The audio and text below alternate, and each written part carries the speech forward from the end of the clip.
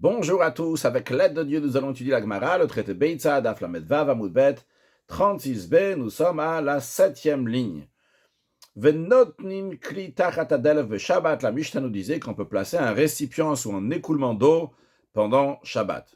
La Braïta rajoute, elle nous dit comme ça, Tana, on enseignait, il me dit Tzmale akli shofer veshone. Si le récipient s'est rempli, on peut renverser l'eau qui est rentrée dans le récipient et remettre le récipient à sa place sous le ruissellement. Ve'inon nimna, on n'a pas à s'abstenir de répéter l'opération autant de fois qu'il faut durant toute la journée. Rashi, shofer, donc il prend ces eaux qui ont ruisselé dans le récipient et il verse la chutz à l'extérieur de la maison. Veshone, shone du langage de Sheni, une deuxième fois, donc de répéter l'action. Yarzire nolim komo, il le remet à sa place. Tachat hadelef, sous le ruissellement. Ve'eno nimna, mais l'ishnot, il s'empêche pas, il s'abstient pas de recommencer cette opération. Kolayam toute la journée, car si c'est nécessaire, si l'eau ruisselle encore. La Gemara raconte un incident qui est lié dans l'esprit de ce qu'on vient de dire avec le ruissellement d'eau, Berechaya de Abaye Dlouf. Dans la meule, dans le moulin, de manière plus précise, de Abaye, il y avait de l'eau qui dégoulinait. C'était pendant Shabbat et il voulait trouver une solution pour pas que sa meule va s'abîmer. La meule, en effet, elle est faite de pierre, elle ne va pas s'abîmer, mais la meule se trouvait sur des morceaux de bois, ces morceaux de bois qui étaient rattachés avec de la terre glaise. Si l'eau va atteindre ces morceaux de bois, donc ils vont se détacher, et à ce moment-là, ce sera un problème pour sa meule. Rashi nous dit, donc dans le moulin d'Abaye, ça dégoulinait de l'eau. Hadalef, donc le ruissellement d'eau, aya nofel à la rechaim chez le tombé, sur sa meule, vayu asuyim betit, il était fait donc avec de la terre glaise, veni mochim ipne ageshami, mais ça serait effacé, ça aurait fondu, donc la terre glaise qu'il y a entre les planches, qui soutiennent la meule, ça aurait fondu, ipne ageshami, à cause des pluies. Il n'avait pas suffisamment de récipients pour mettre sous le ruissellement. Donc il est parti voir son maître Rabbah pour voir qu'est-ce qu'il peut faire. Attends, Kama de Rabbah, il est devenu de Rabbah, lui a confié son souci. Amarle, Rabbah lui a dit, Zil, va, aïe les pourriach les hatam, monte, ça fait rentrer, pourriach, ton lit les hatam là-bas dans ton moulin. Qu'est-ce que tu vas gagner par cela? De l'eheve qui grave chélerie. Après, ton moulin qui est en train de ruisseler, il y a plein d'eau qui est en train de ruisseler ici, et c'est désagréable de se trouver dans un endroit où il y a une meule, il y a le lit de la personne, eh bien, vers après, tu peux le faire sortir. C'est quoi la notion? Grave chérie, c'est un vase réservé aux excréments. Bien que les sages ont interdit de déplacer certaines choses à cause de Mouktsé, l'interdiction, donc des choses qui ont été mises de côté, qu'on ne peut pas utiliser pendant Shabbat. Et un grave chélerie, ça fait partie des Mouktsé. Dans Mouktsé, il y a plusieurs catégories. En l'occurrence, celui-là, c'est un Mouktsé Mechamat Mius. C'est Mouktsé parce que c'est répugnant, c'est dégoûtant pour la personne d'être avec un pot dans lequel il y a des excréments. Mais c'est une notion qui est plus élargie, c'est toute chose qui est dégoûtante pour la personne. Alors les sages permettent d'enlever le grave chélerie, ce pot d'excréments. Alors ici, Rabbah lui a dit, fais rentrer ton lit, puis après la situation comme ça, qu'il y a de l'eau qui dégouline sur la meule, et toi tu as une meule qui est juste à côté de toi, alors qu'il y a ton lit, tu ne veux pas être à l'aise ici, bien tu fais sortir ta meule, tu la mets dans un endroit de sécurité. Donc Rashi, Zil aïle le pourrir latam. Donc Rabbah lui a dit, va et fais monter, fais rentrer ton lit là-bas. Les baït chez Oucham, dans la maison dans laquelle se trouve ta meule. De l'eheve qui grave chélerie, que la meule va devenir, va être considérée un grave chélerie, un pot d'excrément. Parce que les rechaim, donc la meule, elle est dégoûtante. Liot lifte mitatra pour être devant ton lit. Ve'ata, et toi, mutal tal, donc tu as le droit de faire, de manipuler, de faire sortir ta meule à l'extérieur. Des amalikaman, qu'on va apprendre plus tard. Des graves chéleries, mutal pas. Que un pot d'excrément, on a le droit de le faire sortir pour l'amener dans la poubelle, pour le déverser ailleurs. Donc ça, c'est ce que Rabbi a dit à Abaye. Mais Yetiv Abaye avec un cachet. Abaye était assis et il a eu du mal à comprendre ce propos. Il avait une question. Il dit, une grave chélerie, le khatrila, est-ce qu'on peut faire engendrer une situation, un pot d'excrément? C'est-à-dire, si je suis chez moi à la maison et il y a un pot d'excrément, je vis ici, je suis déjà là, le pot il est là, ok, dire qu'elle se fait sortir le pot. Mais se mettre dans une situation dans laquelle on va faire que la meule va être un pot d'excréments, c'était dérangeant pour Abaye. Est-ce qu'on a le droit de faire une telle chose? J'amène mon lit et qu'après la meule va devenir un pot d'excréments. C'est le faire un grave chez les Khatria, Rashi. Rios, une grave chez les Khatria, avec Moutar Ligra, mais c'est permis d'entraîner chez Adavar Mauso, de faire que cette chose-là va être dégoûtante pour lui, qui déchet Yotsien, pour qu'il va le sortir. Donc, il n'a pas tout de suite agi pour amener son lit là-bas. Et Adachi, entre-temps, Nafal Berechaya d'Abaye, le moulin d'Abaye s'est effondré. Amar al-Abaye, il a dit, Teitilis, cela m'arrive, je le mérite, Avria Demar, parce que j'ai transgressé les paroles de mon maître, en l'occurrence de Graba.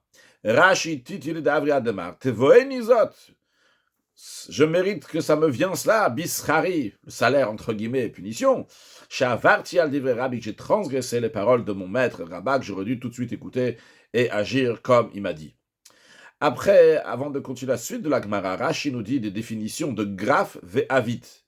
Il nous dit que les deux, que ce soit le graphe, que ce soit le avit, c'est des ustensiles en argile, en terre, la chalrei karoui graphe, jusque quand c'est un pot dans lequel on met des excréments, ça s'appelle un grave, mais quand c'est un urinoir, karoui avit, ça s'appelle avit. Mais en tous les cas, c'est le même principe, c'est un ustensile en terre cuite.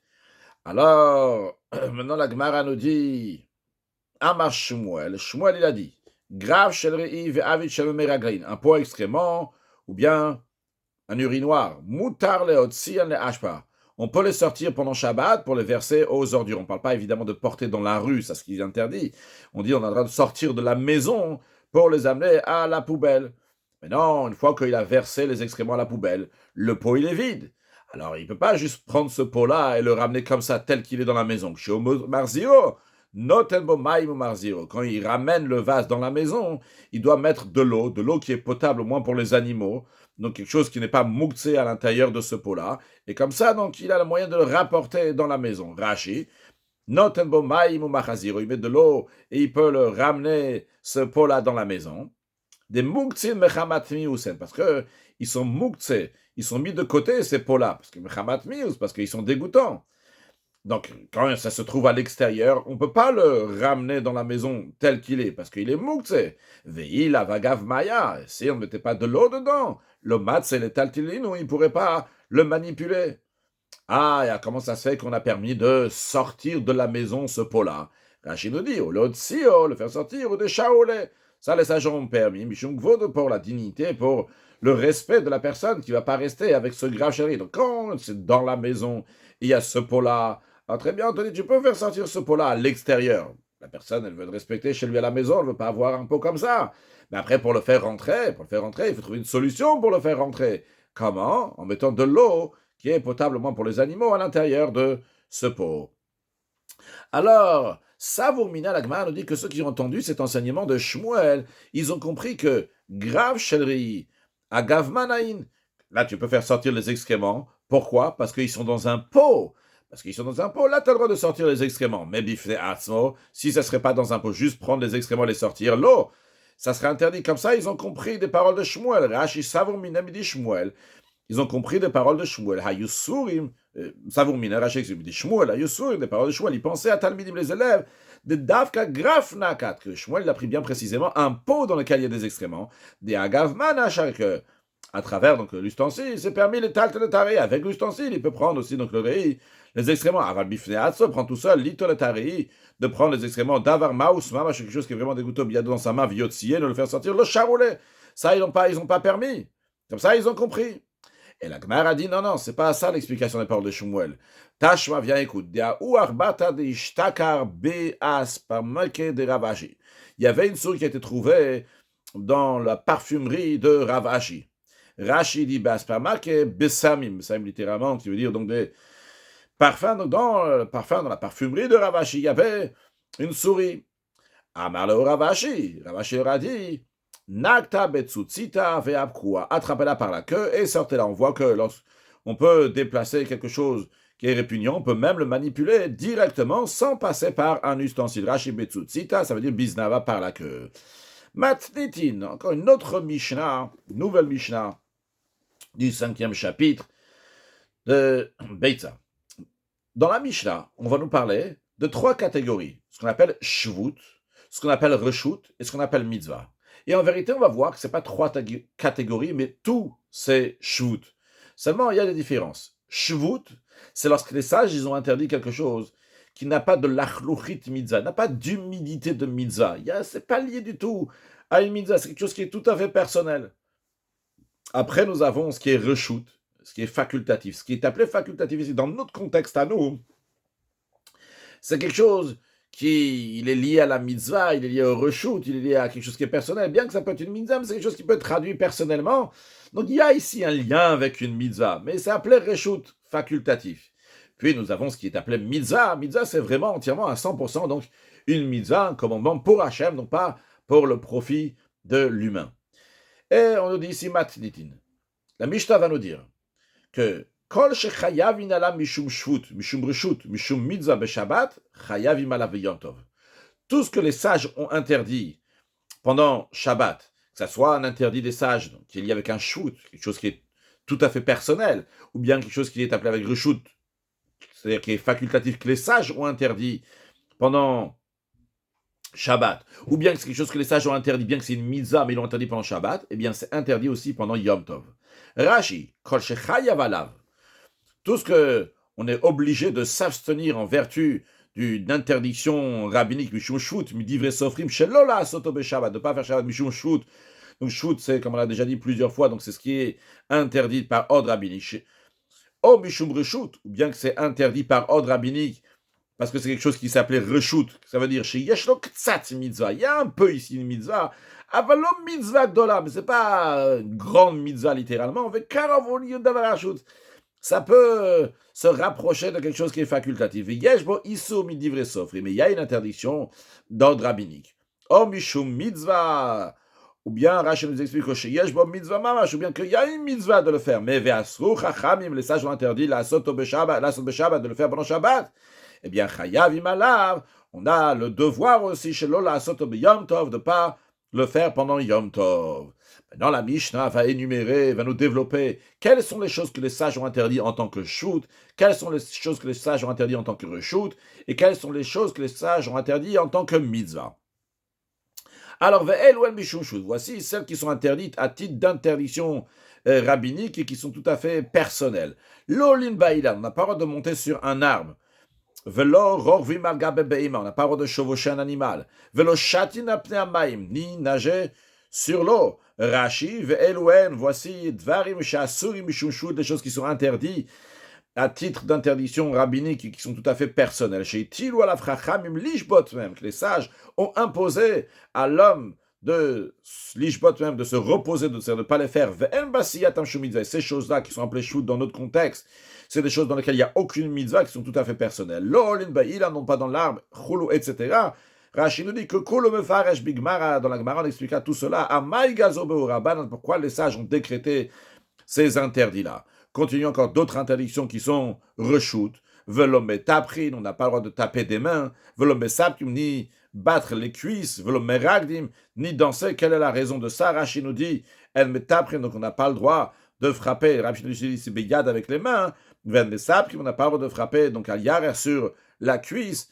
Velo meragdim, en meragdim rachidi beregel, donc c'est avec le pied. Vekulan et tout ce simcha le shir, tout ça c'est pour la joie et chanter. Bigmara mefaresh, donc on va expliquer que la raison elle est gzera. Les sages ont décrété, on donné cet interdit de frapper des mains, de frapper sur les cuisses, de danser, de peur, shamayetaken keneg, donc cliché que peut-être pour animer ces frappes de mains, ou bien ces frappes sur les cuisses, ou bien ces danses, il va arranger un ustensile de musique. Des karavid manas. Voilà, donc on est en train de faire un ustensile pendant Shabbat, pendant Yom Tov, ce qui est interdit. Donc ça, c'est ce qui est interdit, Mishum Reshut. Des choses qui sont tout à fait personnelles, que les sages ont interdit. Puis, j'ai dit Reshut, pardon, c'est pas Reshut, c'est Shvut. Ça, c'est ce qui est interdit par rapport à Shvut. Maintenant, Ve'el ou Mishum Reshut, voici les activités qui constituent des mitzvot facultatifs, mais que les sages ont néanmoins interdites. L'odanin, on ne peut pas siéger en jugement. Velome kachin, ni se fiancer. Fiancer, c'est la première étape donc des kiddushin, qui est considéré comme une sorte de mariage halakhiquement. Velo cholzin, Velo miyabmim, ni faire la chalitza, ni le yiboum, c'est-à-dire que s'il y avait Rouven et Shimon qui sont deux frères, et Rouven il était marié avec Rachel et il est mort sans avoir d'enfant, eh bien Shimon, qu'il soit marié ou pas, il a le devoir de se marier avec la femme de Rouven, avec Rachel, ce qu'on appelle le yiboum. S'ils ne veulent pas se marier, à ce moment-là, ils vont faire ce qu'on appelle la chalitza, la procédure de déchaussement. En tous les cas, donc ni le yiboum, ni la chalitza a le droit d'être fait le jour de Shabbat, ni le jour de Yom Tov. Est-ce qu'il y a un Rashi? Oui, Rashi Ve'elon Mishum Reshut. Voici ceux qui sont, on a traduit par facultatif, donc des mitzvot facultatifs. Klomar, c'est-à-dire, Shayalan ou Latiran, ça c'est des choses qu'on aurait dû permettre. Pourquoi Mishum Shem Krovim le mitzvah? Parce que c'est proche d'une mitzvah. Malgré ça, va Sarub Chachamim, et les sages l'ont interdit. Les raisons, on s'en verra dans la Gemara pourquoi. Mais Rashi s'arrête. Pourquoi on appelle ça reshut, facultatif? C'est a priori c'est une mitzvah. Rashi nous dit, il y a des cas où les reshut.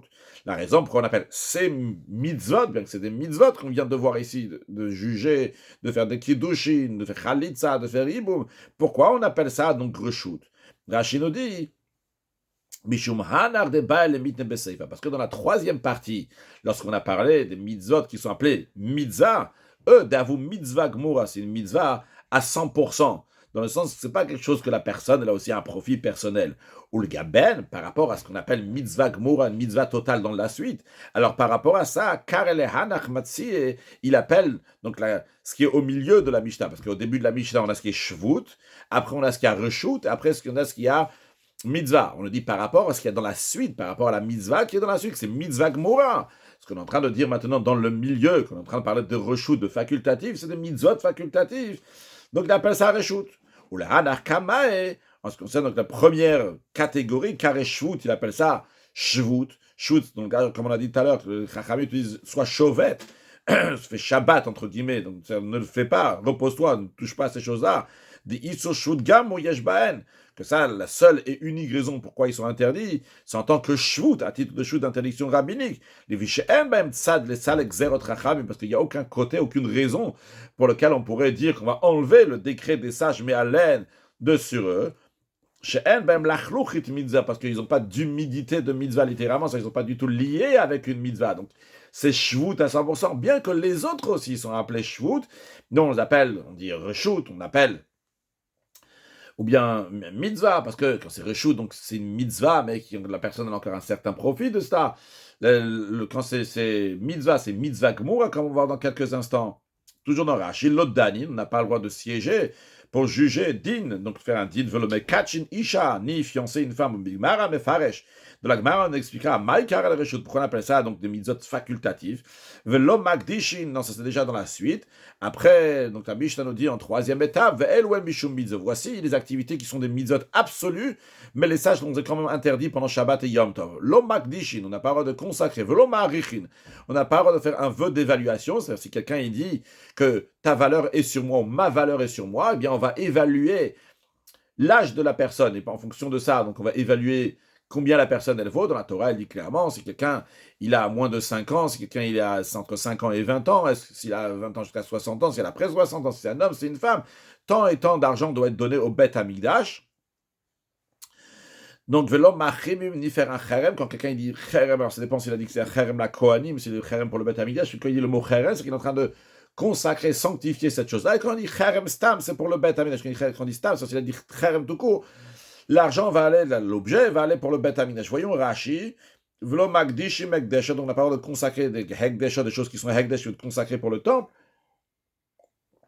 De même, on n'a pas le droit d'être ma'arichin erkechala, et c'est quelqu'un qui dit à quelqu'un, ta valeur, elle est sur moi, je prends sur moi de donner ta valeur au temple, venotem kefishanim, et il va donner donc en fonction de l'âge de la personne, littéralement kefishanim en fonction de ses années, comme je kate ou parachat erkin, comme est écrit dans la paracha qui traite donc des erkin, des évaluations. Velo macharimin, arebehe mazo cherem, s'il dit donc cet animal-là, donc il est cherem par exemple, Rashi nous dit, ou stam cherem, s'il dit cherem tout court, sans dire que c'est cherem pour les kohanim, eh bien c'est le bet de kabayit, ça va pour le renforcement du temple.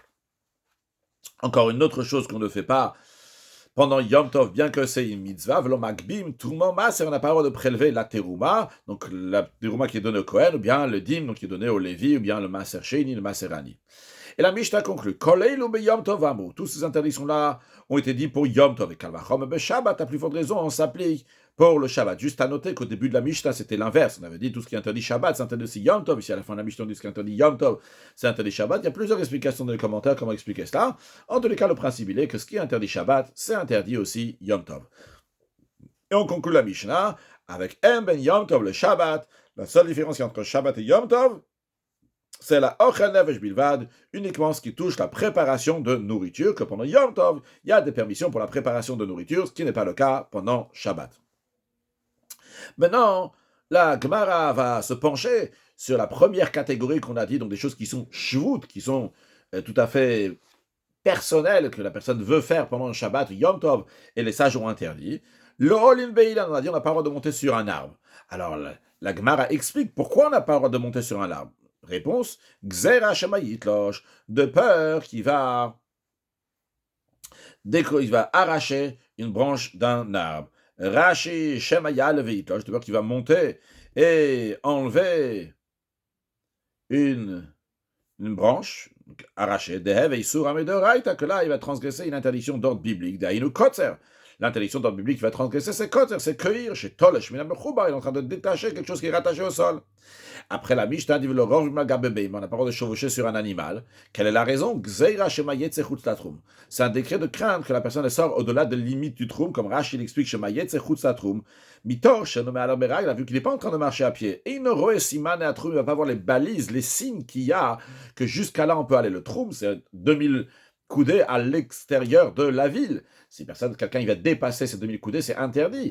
Alors, les sages ont dit, quand il est en train de marcher, ça va, il peut marcher, il va voir, il y a des balises, mais quand il est en train de galoper, d'avancer avec un animal, il ne va pas voir ces balises-là, il va dépasser le troum. Alors Agmal dit, tu me dis que les sages ont fait un décret pour le troum, ça veut dire que le troum, c'est d'ordre biblique, shvamina, on a dit de là, que troum, l'interdiction, donc de dépasser les limites de la ville, théoraïta, c'est d'ordre biblique, pourtant c'est une machloket, entre Rabbi Akiva et Chachamim, mais est-ce que ça voudrait dire que ça y est, nous avons la réponse à la question, en effet, que le troum, c'est midéoraita, c'est d'ordre biblique, vu que les sages y mettent un décret pour quelque chose qui est biblique, c'est-à-dire quand il y a quelque chose qui est biblique, on risque de transgresser, les sages font une barrière et interdisent, et a priori, c'est une preuve pour dire que le troum, c'est midéoraita, rashi shvamina, troum midéoraita. Après, nous avons la solution à cette énigme, est-ce que le troum, c'est déoraita? La réponse serait oui, mais des gars, zorichiva tout troum, et vu que les sages, ils ont interdit de chevaucher sur un animal de peur que la personne va transgresser, le troum va dépasser les limites de la ville, c'est obligé de dire que c'est d'ordre biblique. Pourquoi? Si le troum serait d'ordre rabbinique, ils n'auraient pas interdit autre chose pour la chose qu'ils ont eux interdit. C'est-à-dire qu'eux, ils ont interdit le troum, ils ont interdit de sortir 2000 coudées à l'extérieur de la ville. Après, les rabbins ils vont dire, j'ai encore un autre décret. Les sages ne font pas un décret pour faire attention à leur propre décret. Ils mettent un décret pour qu'on va faire attention à ce que la Torah, elle dit. C'est la raison pour laquelle que la Gemara dit non, c'est pas ça l'explication pourquoi on n'a pas le droit de chevaucher un animal. Elle a gzeira shema yartor zmora. Plutôt, les sages ont mis ce décret de crainte que l'on coupe peut-être la branche d'un arbre pour s'en servir comme un fouet pour frapper l'animal. Rashi shema yartor zmora, peut-être il va couper un sarment. C'est littéralement zmora dans sa serment de vigne, la hakota, pour frapper l'animal. Vevekot samina mechubar, il va transgresser. Kotzer, donc le fait de cueillir de quelque chose qui est rattaché, il va transgresser un ordre biblique, un des 39 travaux qui sont interdits. Après, la Mishnah a dit que le shatina pneamai, on n'a pas le droit de nager sur l'eau. Quelle est la raison que c'est interdit de nager sur l'eau? Les sages ont mis ce décret de craindre que la personne elle va faire une nacelle de nageur. Une nacelle de nageur, c'est-à-dire, c'est une sorte de bouée, mais une bouée pas comme les bouées que c'est le plus populaire, en tous les cas, ce que j'ai vu, c'est qu'on rentre dans eux du haut vers le bas. On met autour de nous, et après la tête, elle est vers le haut, et les pieds sont vers le bas dans l'eau, et on met une bouée. Mais ici, c'est une sorte de bouée, tout d'abord, qui est longue, comme chavit shel shayatin, un chavit, qui a un tonneau, c'est-à-dire que la personne, elle fait rentrer sa tête, ou ses pieds, et il se trouve d'un côté de la nacelle et de l'autre côté, c'est-à-dire qu'il y a un tonneau, sa tête, elle sort d'un côté, ses pieds, ils sortent de l'autre côté, comme ça, il s'allonge sur l'eau pour apprendre à nager. Rashi chavit shel shayatin, kli shel gome. Donc, un ustensile donc, qui est fait avec des roseaux. Chez Orginotokon, le tisse, comme ça, on prend plusieurs roseaux, on les fait passer les uns dans les autres. On fait comme une sorte de long tonneau, le medim bolachut, et on apprend avec ça à nager. Donc, si la personne, elle risque de faire ça, eh bien, elle va transgresser et le fait d'être aux règles de tisser, et en plus, mais takenman, qu'il est en train de faire un ustensile, ce qui est interdit évidemment, Shabbat et Yom Tov. Après, la Mishnah disait que velome taprim, velome saprim, velome rag. On n'a pas le droit de taper des mains, ni se battre les cuisses, ni de danser. Pourquoi? Comme Rashi nous l'a déjà dit avant, il nous rappelle ce que la Gemara dit, Gzeira shema itaken klishir. Les sages ont fait ce décret-là de peur que la personne va réparer les instruments de musique pour accompagner ses frappes de main, ses frappes sur la cuisse et ses danses. Après, en deuxième étape, la Mishnah nous a dit Ve'el ou mishum reshut. Voici les choses qui sont interdites. Donc, bien que c'est des mitzvot facultatifs, ils sont interdits. Et l'Odanin, on ne peut pas siéger en jugement. Mais la Gemara s'étonne, elle dit mitzvah kavin. Pourtant, il accomplit une mitzvah. Pourquoi la Mishnah dit que c'est facultatif? La Gemara répond l'autre tzricha deika de'adishmin. La Mishnah dit non. La Gemara dit non. La Mishnah, elle parle d'un cas qui est nécessaire de nous enseigner ça, parce qu'il y a quelqu'un de plus compétent que cette personne pour prononcer le jugement. Donc pour lui, c'est pas une mitzvah à faire. Après, est-ce que si pour quelqu'un d'autre, il n'y a que lui, est-ce qu'il y a une mitzvah ou pas? Dans les commentaires, c'est discuté. Est-ce que oui ou totalement non pour tout le monde? Vu que des fois, c'est pas toi qui peut, il y a quelqu'un d'autre qui est mieux pour le faire. Rashi, un mitzvah ka'avid. Donc Rashi explique la question de la Gemara. Il est en train de faire une mitzvah. Donc, la question de pourquoi ça s'appelle quelque chose qui est facultatif. On dit c'est facultatif parce qu'il y a quelqu'un d'autre qui pouvait le faire. Après, on a développé Kachin. On ne veut pas se fiancer. La Gemara dans la mitzvah kavid. Pourtant, il a accompli une mitzvah. Rashi, l'homme Kachin, la mitzvah kavid, pourtant il fait mitzvah. Chez Nos et Isha, il se marie avec une femme. L'ifot venir pour avoir des enfants. On va karel reshut. Pourquoi on appelle ça facultatif? La Gemara répond non, tzricha. La Mishnah est nécessaire pour nous enseigner. On passe à la Medzaïn Amoudalev 37a, des Itle Isha Obani, on parle d'un cas, quelqu'un qui a déjà une femme et des enfants. Qu'est-ce que ça veut dire qu'il a déjà des enfants? Rashi dit qu'il y a des Itle Isha Obani, Shnes Karin Bet Shammai, d'après Bet Shammai, d'après l'école de Shammai, pour être quitte d'avoir fait la mise de pauvre ou de se fructifier, multiplier, il faut avoir 2 garçons. D'après Bet Hillel, d'après la maison d'Hillel, son école, pour être quitte d'avoir fait des enfants, c'est un garçon et une fille. Et après, il n'a pas tellement le devoir d'avoir plus d'enfants qu'il a abri un Ibamot, comme on dit dans le traité Ibamot.